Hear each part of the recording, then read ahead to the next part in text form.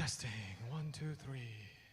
Hello, good to see you guys tonight. My name is Alex. I'm not wearing my tag today, but I get the privilege and honor to serve as a pastor here for the team at Home Church Northwest. We are really honored to have you here tonight, both returning visitors and guests and new faces and those who've been with us for a while. We've been here for 6 months in the Valley, starting another community church that would continue the mission that God is already doing. We just are stepping into it in the Valley. And there's, of course, many other churches in the Valley that are doing the same work. But there's a lot of work still to be done. Even with our small county, there's a lot of people who are not churched yet. And so every church community, right, that is planted and is healthy and is growing has an opportunity to invite people to come home to God. Hence the name of the church, Home Church, right? We want people to find their way home to God so that they could be restored to the purpose and the meaning that they were created to live life for. And so we like to begin our church services every time, our gatherings on Sunday. This is our only Sunday gathering that we do, with looking over the mission of the church. And it's important so that we don't get off course and don't forget what we are called to be as a church. And so the first point of our mission is that we come to worship God. Right? We come to, our services are built in such a way, maybe you're new to faith or to Christianity in general, but they're built in such a way that we want to honor the Creator. That's why we sing songs that worship Him. That's why we read from the Word, because we hold it in high respect. And everything is centered around us giving praise to the Creator and aligning ourselves to the way of living life. So worship God is going to be always at the top of the list of any church. I would hope so. In our church, we want to make sure that that stays up there and that we always remind ourselves. But it doesn't mean that it's only on Sundays. Worshiping God is meant to be our whole life journey, so that as we go from Monday to the next Saturday to Sunday, we are also living a life of worship. Whether you are just taking care of your baby at home, doing your homework, maybe you're going to work, sitting in traffic, wherever that is, it's an opportunity for us to give Him the praise and glory, not through anything extraordinary, but through the ordinary things of our life, living how we were meant to live. The second point, of course, is to equip the church. And that just means to give you the necessary tools and training and knowledge and sometimes inspiration so that you would be fully equipped, like a soldier or like a person who's ready to do the work, so that you could live that life of purpose. The other one that we always want to keep in mind, number 3 there, is pursue the lost, right? Because God He is already seeking and saving those who are lost. Now, lost is not a demeaning term. Lost is somebody, I mean, you could be intellectually very smart, but you could still be lost if you are not looking at the map. If you are in a place that you are not aware of which direction to go to. And it just happens so that in our world, with so many things around us, you could really get lost pretty quickly with different ideologies and philosophies and how to live life and who's right and who's wrong and so on. And so we want to be there to pursue the lost, to direct them to the one who gives directions, to the one who invites you back home, to the one who gives you the right direction for your life so that you could actually be thriving through your life and not just trying to find your way through the life of, hard knocks? Is that how you say that? Yeah, through the bumps in the road. But that you would be able to learn from the one who created you. And then, of course, we want to live out as people of the kingdom. And all that means is that no matter what you do, right, you are called to be a person of love. You're called to be a person who is living out justice, mercy, and peace in your community. And that's a reminder for us always that we want to live as kingdom people, that we want to invite other people to experience the joy and love. All right, next slide, please. If you are new here, there's a Connect card right in front of you. It's a printed card. You're welcome to fill it out with a pen or pencil, or you could just go to the website. You could also scan that QR code right there. It will take you to a digital card. That just tells us that, maybe you wanted to connect with the church and find out how you can serve in this church plant. Maybe you are interested in baptism or in next steps or to find out more about the church. That's one way to do that so that we can follow up and connect with you. You can always go on our website and type in Home Church Northwest NW, homechurchnw.com/connect, and you will always be able to get the same Connect card. But we'd love to hear from you if that's reciprocal. Life happens in the community is something that we keep saying, and though this is the only Sunday gathering that we have, and actually the only, gathering that we gather together like in this church building, that's not the only gathering that we believe in. We think that we should continue to live life together if we really want to see impact in our lives. meaning that I have to live with my brother and with my sister and get to see them just like I get to see my family, in order for the things to come up that need to be dealt with, where somebody else could speak into your life. Like, for example, two of our team members right now, they're in the hospital, in Skagit Valley Hospital right now. They're expecting their first baby, right? And we don't want to be just finding out, like, I don't know, two weeks later that they finally had a baby. We want to be in on that as a team. And so we talk about it, and we pray for them, and we're supporting them, and we'll be there when they have that baby. In the back, we have Nicole and Matt, who've had the baby 4 weeks ago, right? About 4 weeks ago? Yeah. And so we also wanted to be a part of that and be with them through the process and pray for them and also rejoice with them. So the idea is that life happens in the community. And sometimes you need that bridge. And we believe that bridge is gathering in a casual atmosphere to connect with one another. Sometimes we follow up on what's going on with the sermon on Sunday, so we would talk about that. Other times we just get together, have a meal, connect, share. There's so little of that in our day and age of things just moving fast and you moving from one event to another, that just to sit and connect and be there for another person, unhurried, and listen is so important for us to grow as a church. And so we believe life happens in the community. All that is to say is that if you haven't scanned that QR code, you could still go to our website, homechurchnw.com. And under groups, you're able to sign up so you could get the address. I mean, we don't just kind of throw the address out there randomly. But if you do sign up, we welcome almost everybody, right, into the group. And I say almost everybody because if you're going to be a weird person and you're going to be unsafe, we probably want to have a talk with you. But anybody otherwise, right, is welcome. So it's an open registration is what I'm saying. And you can go registered and be invited to the next gathering, which is happening at Paul and Ilona's house this Friday. You're welcome to come. Like, if you're a guest today, you could be already in the next community group this upcoming Friday. Next slide, please. Baptism Sunday. Yeah, so we're 6 months here, but we do have 4 people that we are going to be baptizing. I believe it's going to be right here. I don't know if the stage can handle the pool. I think it's going to be on the floor. There's going to be a pool right here next Sunday, and we are excited to have our 4 individuals who are saying, yes, I want to follow Jesus. And so it's going to be part of our worship service. We're going to have them come up front and baptize them and rejoice with them and celebrate with them and pray for them and bless them so that their decision would last in a lifelong journey of just, loving Jesus and growing in love. So that's next Sunday. And I think we have one more. Oh, Thanksgiving community dinner. For this one, though, I'm going to let the guy who's running the show come up here. Dave, would you come up here? And he'll invite you to think about it on a more deeper level, which coincides with today's sermon, I think. So pay attention.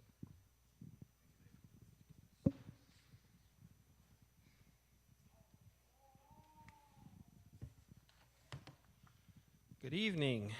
As I think most of you know, unless you just came for the first time today, we're going to do a Thanksgiving event this year on Friday, the day after Thanksgiving. And we started signing people up last week, and just coming back up to encourage people to sign up. And I'm also looking for some people to lead certain areas. Rhea has already agreed to lead hospitality, which she always does. But in this case, that doesn't include all of the different food categories that we have. I am looking for somebody to help with main dishes, sides, and salads. That's kind of a category to just help organize that a little bit and make sure we have whatever we need, and that if you have any questions as the lead, that you could come to me or Alex or somebody else that can answer that. Also looking for somebody to lead with appetizers, breads, and desserts, to take that list on and try to make sure we have everything. Olia, is that how you pronounce your name? She's working on the children's ministry. With that, we're looking for a few people to do some activities with the kids. I'm leading the Justice and Mercy, and Alex is going to help. We're going to try to reach out to people in need and invite them, and perhaps prepare some meals for them to take to them too. What we still need, well, actually there's a couple more. Anastasia's doing media, And speaking of that, we have flyers that the idea of this partly is to invite somebody, right? Whoever it is, just reach out to somebody in your community, a friend or a neighbor or someone you know is alone, or as one of the slides earlier said, we're here to pursue the lost, right? Invite them to our celebration. Eric's going to be taking care of safety, and Alex is going to do operations. We'll probably come up with some other needs along the way, but there's some specific things we still need. For sure is people to sign up for preparing a main dish or a side dish. And we have some real easy ones, like bring some beverages or supplies. So before you leave today, if you haven't already, sign up. And if you did sign up and I sent you an invite through Church Planner, please respond to that so we know who has really committed to doing it. And I think this also ties in perfectly with our sermon that Paul is going to do today. This is a chance to serve, right? And that's what his sermon is going to be about today. So here's your opportunity to do that. All right, thank you, Dave. Thank you for those who already signed up and are serving. Of course, we realize that quite a few of the people from the launch team are going to be in it, and those who have been attending for a while. But even if you're visiting, we'd love to have you. The whole point, like Dave said, is to have post-Thanksgiving dinner. And the idea is to invite maybe those who haven't had the privilege or the blessing of sitting around with their family on a Thanksgiving day. Well, they can come and sit in our community, right? And we would love to just dedicate that evening to do that. So thank you. And the last but not least is thank you for your generosity. Thank you for supporting the work of this church. If you ever wanted to do that, there's ways to do it on the website. There's a black box in the back. We don't expect any of our visitors ever to give. In fact, we sort of do it intentionally to not ask for that, because we want you to come and experience God as He is. Now, we believe that as you will experience the generosity of God, then the outflow of that will be is that you would be compelled to then be generous and give to others in your community. Now, that could be the church, that could be the poor, that could be the missions work, that could be some kind of organization that's doing an amazing work in your town, but that should be an outflow over the overflow of what God has done for your life. But we always take this as an opportunity to thank you for those who are generously giving to the work. Last but not least, we're in a sermon series on spiritual formation. We're all being formed. We're studying the lifestyle habits of Jesus. And so before we have Paul come up here, I'd like to invite Ellie for the reading of the word. And if you're able, would you join us in standing for the reading of the word? Hi, my name is Ellie, and I serve here on the worship team. Please open your Bibles to Matthew chapter 25, verses 35 through 40. For I was hungry, and you gave me food. I was thirsty, and you gave me drink. I was a stranger, and you welcomed me. I was naked, and you clothed me. I was sick, and you visited me. I was in prison, and you came to me. Then the righteous will answer him, saying, Lord, when did we see you hungry and feed you, or thirsty and give you drink? And when did we see you a stranger and welcome you, or naked and clothe you? And when did we see you sick or in prison and visit you? And the king will answer them, Truly I say to you, as you did it to one of the least of these my brothers, you did it to me. This is the word of the Lord. You all may be seated. Good evening. My name is Paul, and I feel like Alex and Dave did such a good job with talking about service. I wanted them almost to stay up here and continue the message. But all jokes aside, we're continuing our spiritual formation series, and as you see here, we are talking about the certain lifestyle habits or practices that Jesus either talked about, that we saw in his life, something that was written about in the Gospels that we read. And as you see here, we have 9 main ones. Of course, there are more, but we're only focusing on 9, and we're actually on part 8. So if you are sick of this series already, hold on just for a little bit more. We're almost done. But looking at service in particular, or the habit of serving, the more I thought about it, I realized that it's just all intermixed.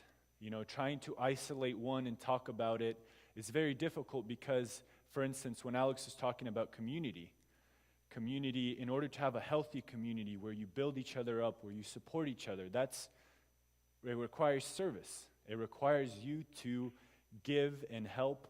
And when we're talking about generosity, right, the other spiritual practice that Alex talked about, once again, what is generosity but giving? And serving is giving your time and effort to those that are in need of it. So all of these things are kind of intermingled. You can't just focus on one. We're focusing on the entire lifestyle, the habits that Jesus practiced. And so we kind of have to look at all of them and try to apply all of them in our life. But with that being said, I do want to focus on serving today. And I'm going to be honest, I'm really joyful to be sharing this message with you all because even before Alex has approached me, we were sitting at Hagen, I remember, and he asked me to share this message. And I was very excited. It almost seemed like divine intervention because that was all I was thinking about for about the week to that week or 2 weeks before. That's all I was thinking about. And the reason for that is because, for those of you that don't know, at the end of August, my father ended up passing away. And a short 2 weeks later, my wife's best friend and her husband, they ended up passing away too. And just in this complete state of shock and this concoction of emotions that is so, I don't even know how to describe it, but there's sadness, grief, pain. And in all of that, I found myself remembering the lives that my friends, that my dad lived. And the things that I kept remembering were the love that they've shown me or other people, or the acts of service. And the more that I thought about it, that's the one thing that shone bright in everything that they did throughout their life. And I started thinking about it. Why? Why is that the one thing that I remember even more than their good habits, their bad habits, whatever that may be? And I realized is because it's not something that we're used to. If we go into the culture today, seeing somebody at work or at the grocery store, we don't get to experience that kind of heartfelt love, that service that only God can do in somebody's life, that He can change somebody from within to almost show a supernatural love. When we look at the culture today, I remember when I was in elementary school growing up, I was told one thing over and over, or I was asked that question, what do you want to be when you grow up? And I always said, I want to be an astronaut, I want to be a firefighter. But through it all, they said, okay, if you work hard, you can achieve it. And I feel like from a very young age, I always thought about myself, thought about what goals or what can I do in this life to get more, to have a good profession, to have a good life. And I feel like that's exactly what the culture is. Even looking at work, when we go to work, what do we focus on? Make sure that I do good. Make sure that I have a good review. Make sure that I can support my family. And even I catch myself, and this may be embarrassing to admit, but sometimes driving to church, I catch myself in this kind of self-centered state that seeps in from the culture. It kind of forms my prayers too. Coming to church, I ask God, speak to me, help me, bless me, give me wisdom, give me strength. And all of a sudden I realized, wait, but what about the other people in this room? And I remember one time I prayed a prayer of, God, help, God, thank you for everything that you did for me. I'm thankful, but I know that you're doing your work in other people's lives. How can I help? Show me how I could help in their lives. And for some reason, that prayer was just so weird. And I remember praying it, and I'm like, but wait, I have so many needs. I have so many things that I want. and so many things that are still unsettled, but when I prayed it, it felt funny, but I knew it was the right thing. And that's exactly what I want to talk about today, is the counterculture Jesus and the way that he lived his life. He didn't live it selfishly. Even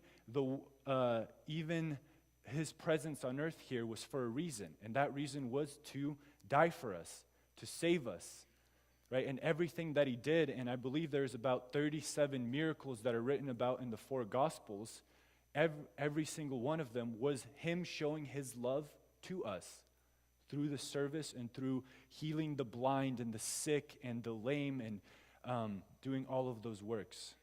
And so today, I'm going to be talking about the habit of serving the way that Jesus showed it. The habit of serving that is going to be a light to this culture, that is different from the culture that is filled with darkness and maybe potentially self-centeredness, greed, division. This is the kind of love that only Jesus can give us. I may have gotten a bit ahead of myself there, but I think the clicker is no longer working. Can you switch to the next slide?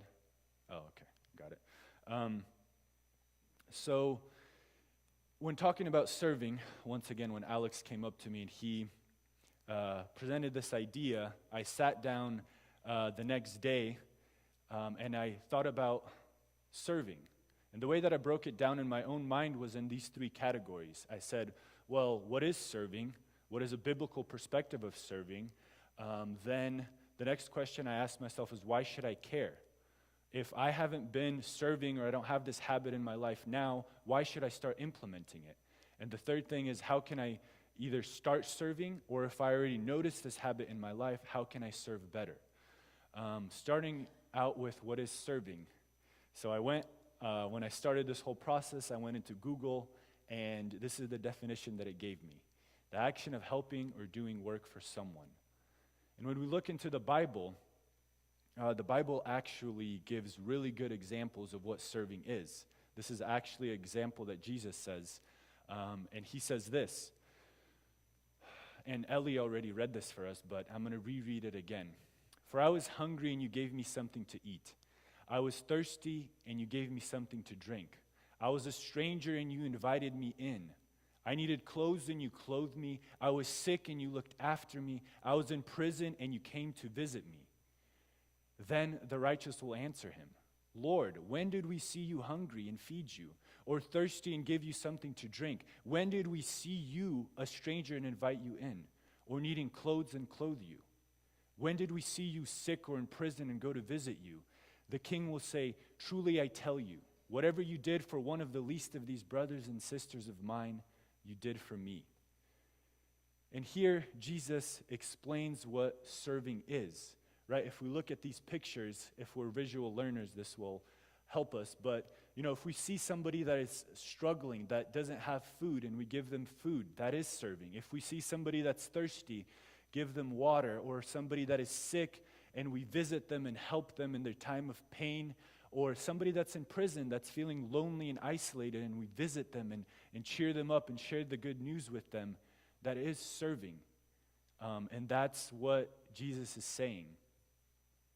However, looking into it a bit more, thinking through it, I realized that there's 2 parts to serving, actually. One part is noticing someone in need, and the other part is helping. And the reason I say there's 2 parts is because we could be good at one and bad at the other, or we could be, bad at both. So the first thing in serving is noticing someone in need.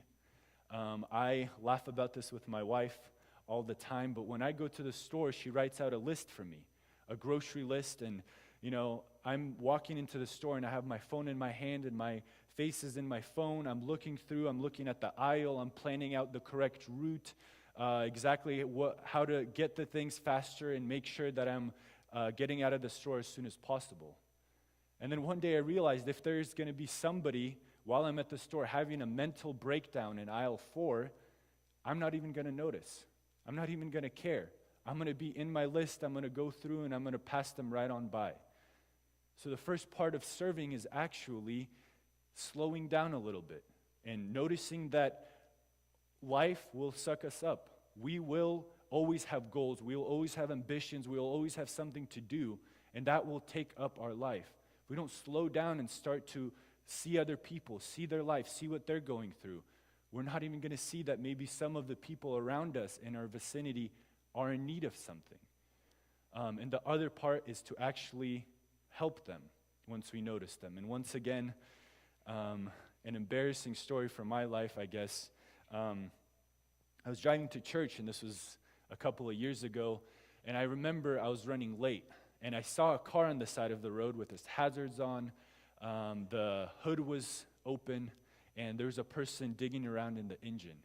Now, I noticed this person struggling. They had their hazards on the side of the road. I don't think anybody does that for fun on College Way. But I was driving by, and I noticed this person, and all of a sudden, I had all these excuses come up in my head. All of a sudden, if I stop by, it might be awkward. That person probably doesn't want me there. Second, I'm not a mechanic. What can I even do? Maybe this person has AAA and is waiting for AAA to come. And all of a sudden, all of these excuses, and by the time I was done processing all these excuses, I was at church, and I said, all right, I guess somebody else will help them. And this is an important part, is serving then is two parts. Noticing somebody in need, taking the time to slow down to notice someone struggling, paying attention, and the other part is when these excuses come up, when there's other things that you can be doing, when your life gets crazy, you still have the time to say, all right, I'm going to set these things aside, and I'm going to go help someone that is struggling. So, I think, there's a slide missing. But the next thing, now that we know why serving is, what serving is, now we look at the part of where we ask ourselves, why should I care? If this is not something that I've been doing or noticing, why is this something that I should be implementing in my life? And the first and foremost reason, I think, this is something that all of us should know already, but first and foremost is Jesus embodied the serving mentality. This is something that he did. This is something that he lived out. And so if we today believe in Jesus, we believe that Jesus truly came down to this earth because of his love for us, and we are his followers, then we are going to try to do and try to follow him in his footsteps. So if Jesus served, then that should be something that we want to do. And I have this verse from John 21:25 where John says, all the books in the world couldn't contain all of what Jesus did. So looking at the practices, the one practice that is so evident and clear is service. Are all the things, are all the miracles that Jesus did, where he put his own intentions, where he put his own ambitions aside in order to help somebody else. I guess I have a really cool picture here that I missed. But the other part is, why should we care, is that actually we will live a more fulfilled life if we serve. And there's a beautiful example of Jesus in John 13 where he, after the final Passover, he goes to wash his disciples' feet. And this wasn't a thing that the teachers did, that rabbis did at the time, but he chose to wash his disciples' feet. And after he was done, he says, you call me Lord and teacher, and rightfully so. That's correct. I am that. But he said, I've washed your feet, and you also should wash one another's feet. And then he finishes it off by saying, now that you know these things, you will be blessed if you do them. And this is so subtle. At the end, he says, you will be blessed if you do them. If also we look in Acts, Paul writes about what Jesus said, and he says that Jesus says, it is more blessed to give than to receive. And when reading these verses, we could breeze on by, but if we pay attention, we notice that Jesus is actually telling us how he created us. He knows how this world works, the spiritual, the physical. He created us, and he knows that living life by serving and giving would actually lead you to live a more fulfilled and a blessed life. And the way we can kind of see that is it's a fact of life, because even Winston Churchill, I'm sure some of you know who he is. He was the Prime Minister of Britain in World War II. He's a very brave person, but he was unchristian. He wasn't religious. But still, he calls out that we make a living by what we get, but we make a life by what we give. And this is something that we just notice about ourselves. If we take time to study our own emotions, our own behavior, we see that, sure, it's important to make sure that we have enough in life, but that's ultimately not going to lead us into a life filled with joy, because we make a life by what we give. There's more to life than that. And I think that's what Jesus is calling out here as well in the Bible. The other thing that I want to just go through really quickly is that serving has the potential to mend us. And what that means is that it's not a one-way relationship. You know, we could think that I'm serving somebody, so I'm giving everything to this person, but I'm not getting, it's just a one-way thing. But it's actually both ways. So whenever we serve somebody, we put ourselves in the perspective to actually get into a place where God works in our life as well. He works on our heart, he works on our mind, and he builds us up. And through serving, we actually benefit ourselves. So me and Stan, so the guy who's having a baby right now in the hospital, well, not his wife, I guess, but me and him, actually, in 2018, we went to Myanmar. And on that flight there, the entire time I was thinking to myself, I am taking a portion of my life to go spend with these people, to serve them. It wasn't something that I thought about a lot, but I knew that I'm going there to serve and to help them. But coming back on the plane to America, I realized that for myself, I actually grew spiritually so much. And this trip actually brought me so much benefit, because this is what the people of Myanmar, most of the people in Myanmar, this is how they lived. And this is a fancy house. This is a bamboo hut. But the ones that me and Stan went into, the floors creaked and the floors started touching the water at one point. It was I would say they live probably worse than some of the homeless people live in America, if not most. And coming back home here, I sat in my car and I realized that some of these people that I went and visited, they actually don't even have a dream or plan of owning a car ever in their life. But here's something that I take for granted. So that's just one small example of serving puts us in the position for God to work in our lives too. So it's a kind of mutually beneficial thing. So just to quickly recap, I know that might have been kind of a jumble, but why should we care about serving? The reason that we care is Jesus embodied serving. He fully lived out a life of serving, and if we are his followers, we should care about serving and implementing that in our life as well. The second and third thing is that Jesus says that it is more blessed to give than to receive. By living a life of giving, this is something that ultimately leads us to live a more fulfilled life.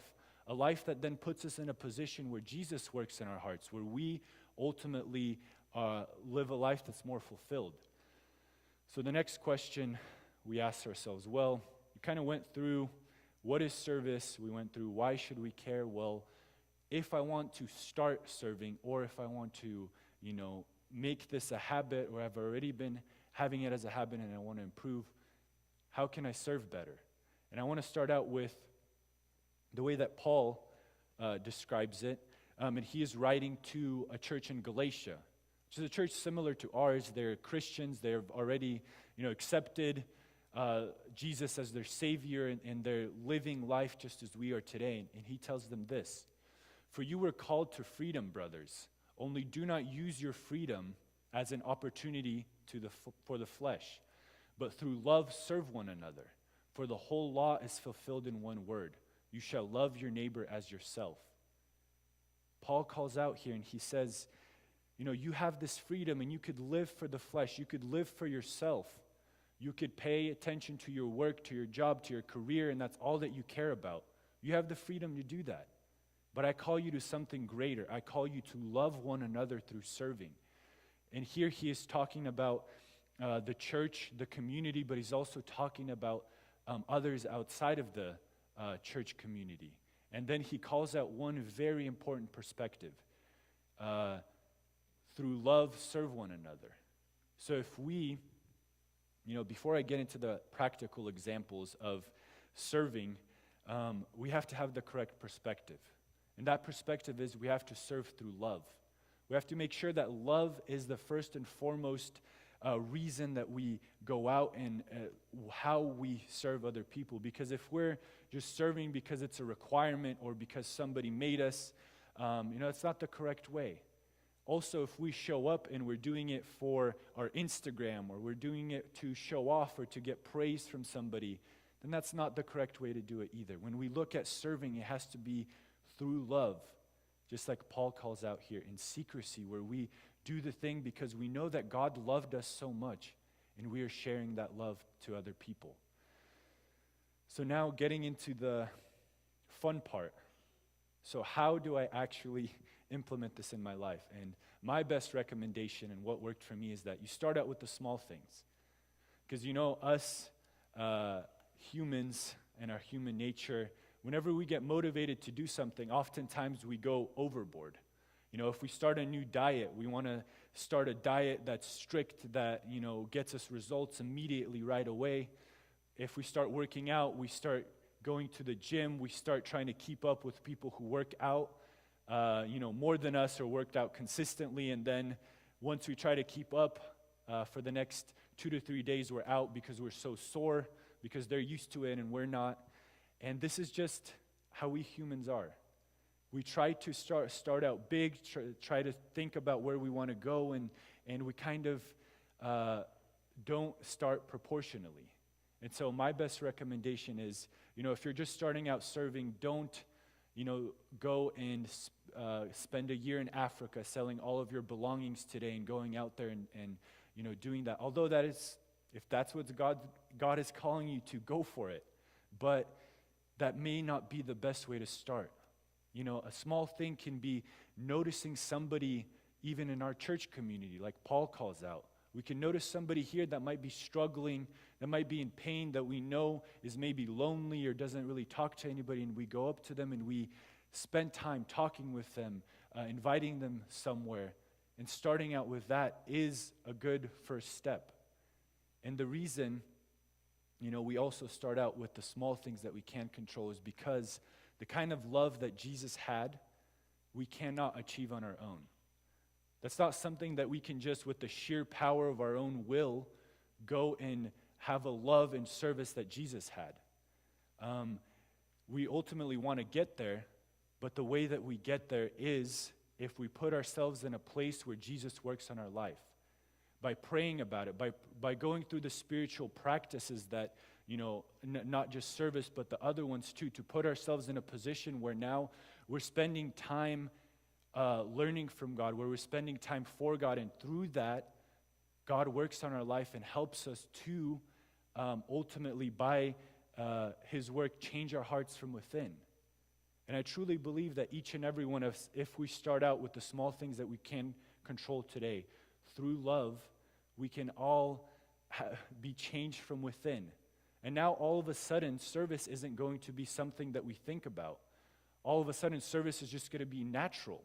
We see somebody struggling, and before we even process it with our mind, we're there helping that person, working with them, and already providing some kind of support. And only after we realize, wait, I'm just doing this, and it's so natural for me. It's like breathing. And that's the love and service that God had and that we can achieve. But it takes first starting on this spiritual formation journey. And also, if you serve, you're going to look just as good as this guy does in this picture while doing it. So that's another reason. So the last part is, the last practical step is make serving intentional. The reason I say that is because if we don't, it's very easy to say, okay, I started on this process of serving on the spiritual formation journey, and a day passes, a week passes, a month, maybe a year, and you look back and say, well, really, I actually haven't done too much. I actually haven't done anything. The reason for that is because unlike the culture around us today that, if we spend time in entertainment and at work, we'll naturally have a more self-centered nature to us.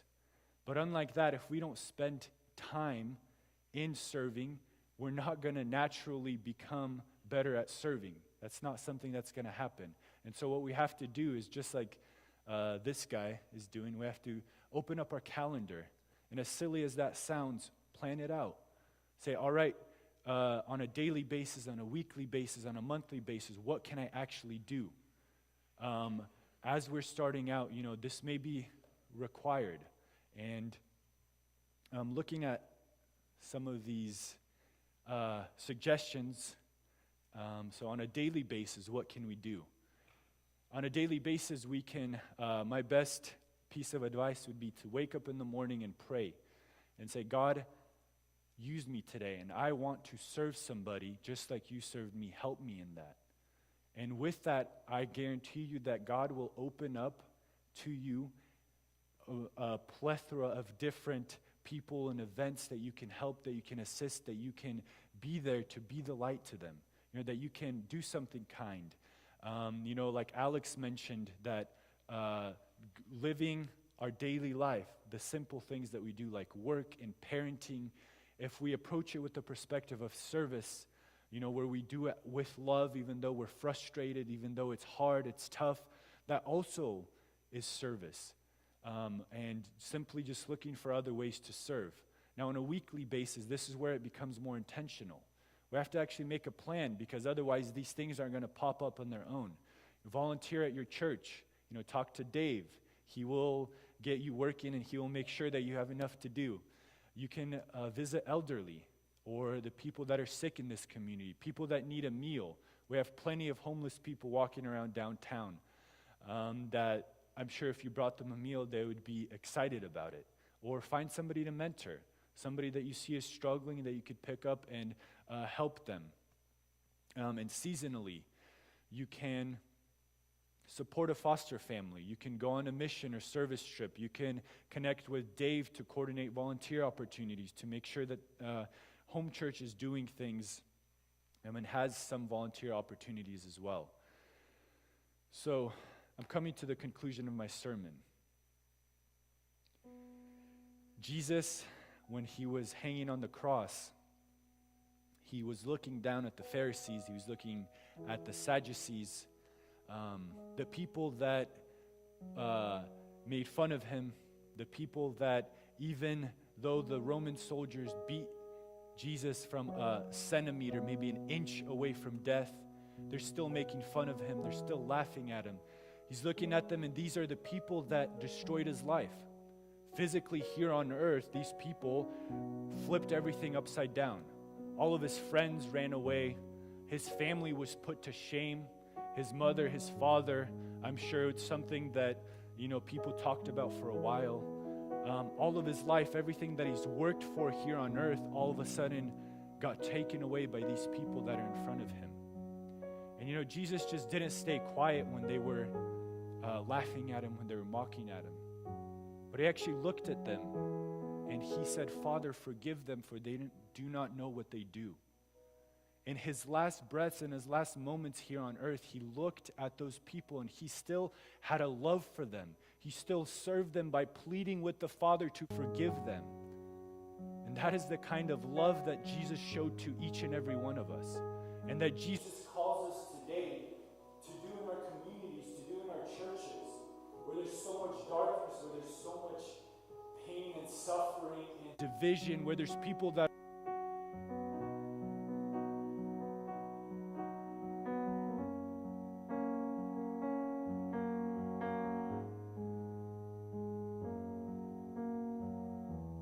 to do.